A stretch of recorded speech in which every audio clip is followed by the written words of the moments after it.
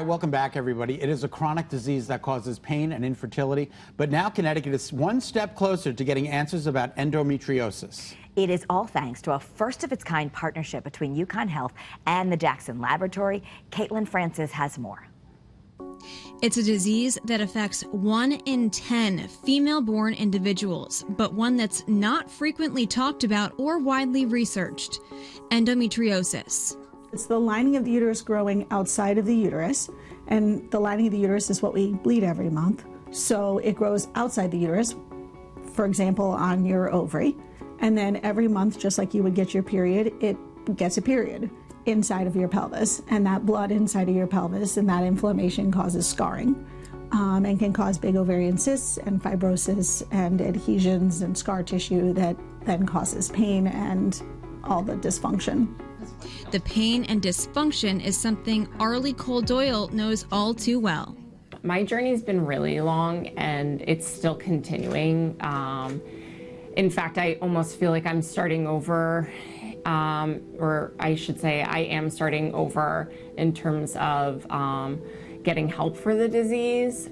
It took me over 20 years to be diagnosed, and when I think back to when my symptoms started, it was actually at age 9.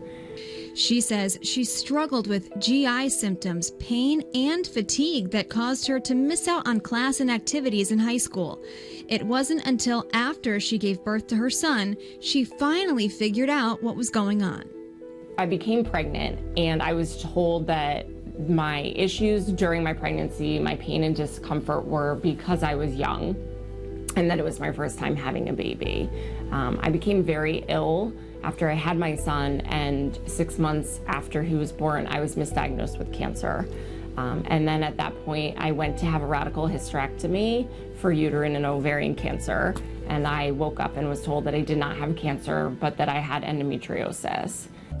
This delay in diagnosis is unfortunately common for people with endometriosis. Dr. Nicole Luciano says it's a twofold problem. People don't talk about it and assume pain with periods is normal. And she says medical providers are not asking the right questions. So when I say to a patient, how often do you get your periods? And they say once a month. And I say, okay, and how long does it last? 5 days.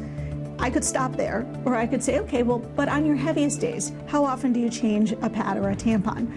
And when I go into that question, then I see, and then they tell me, I change one every hour. Well, that's actually not normal. And it's important to have these conversations because symptoms of endometriosis are so wide-ranging. The top 3 are pain with your periods, pain with intercourse, and infertility. Those are like the triad. But within the pain, there's chronic pelvic pain, so just pain in general. There's irritable bowel syndrome type symptoms, so constipation and diarrhea. There's bladder issues that can be associated, painful bladder syndrome, pain with urination. There's lots of musculoskeletal things. My patients will complain of hip pain and back pain and pain that radiates down their legs, especially during their menses. And then there's unfortunately the psychological issues that come with it. And, especially when you've been in pain for a long time, or you feel like something's wrong with you, or you feel like people aren't listening to you, then comes depression and anxiety. And so there's a lot of, it becomes a systemic disease. Now, researchers at Jackson Laboratory in Farmington are partnering with UConn Health to help raise awareness, educate, and find out more about this disease. House Bill 6672, an act concerning endometriosis, just passed unanimously. It creates a first-of-its-kind endometriosis data and biorepository program, and it puts Connecticut at the forefront of this kind of research, spearheaded by State Representative Jillian Gilchrist and the Endometriosis Working Group. It will be really key, and it will really be a great resource to start developing therapeutics, new drugs that we can use for a better treatment, a more efficient treatment of the disease. But also, this bill is about creating awareness and education in the healthcare providers, and also we want to make sure that everyone hears about endometriosis, knows where to find the resources that they need, and contact the medical providers that will be able to help. And this is all integrated in this bill. Researchers are hoping to set up the framework within the first year. It's about understanding the endometrium, the endometriosis lesions. It's about understanding the different mechanisms, molecular mechanisms that are used for this disease to happen, to progress, or to recur. They're looking to collect tissue, but also blood and saliva, and hoping to determine if endometriosis is a purely genetic disease or if environmental factors contribute. The goal is to not only find a way to better treat the disease, but also find a way to detect it early.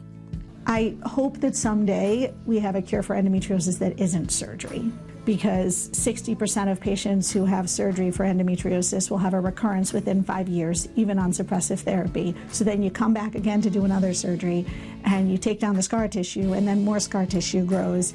And so I hope someday that with, you know, all the research that they're doing at JAX and with better awareness and catching this sooner, that we will find a way to treat endometriosis medically, so that we don't have to do these surgeries.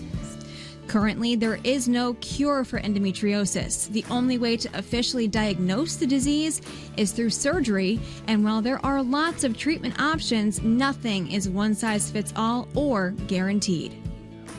The quality of life factor on people with endometriosis is beyond what people will really ever understand unless they have it. It really is such an impact for women. I'm so glad that we did this story. Also watch the movie Below the Belt. UConn's been involved in that as well.